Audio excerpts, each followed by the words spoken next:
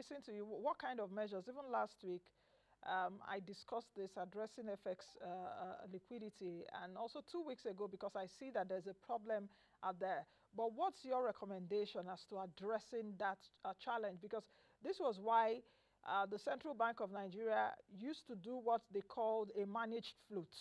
At times it will intervene, but now we have a market that they can't even just come in anymore. So where do we now get FX liquidity? Okay, they're actually coming in because they are actually the one providing the liquidity, the little liquidity we have today. They are still the market makers. They are the major, most inflows coming to the market. Most supply coming to the market is coming from the central bank. But where do we get the FX supply?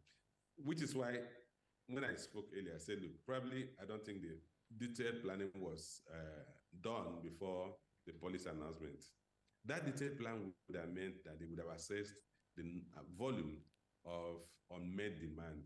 That is demands in central bank that have not been met over time.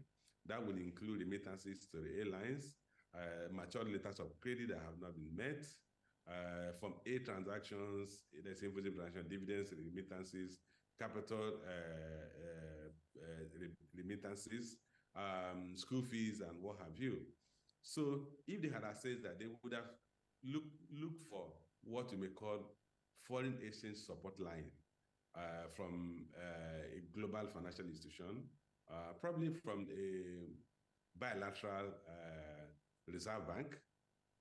That would have meant that at the point of announcement of that policy, the first thing would have been to clear the arrears. And like I told a couple of friends, there's what they call show of force or show of strength, even if it is illusory. What that means that you give an impression that, look, I have the capacity to meet obligations. Nancy, the reason why banks, people keep their money with banks is because they have an impression that anytime they need their money, they will take it back. They have access to it. The reason why banks fail when there's a run on the bank is that when that confidence is cultured, everybody wants to take their money at the same time. And that's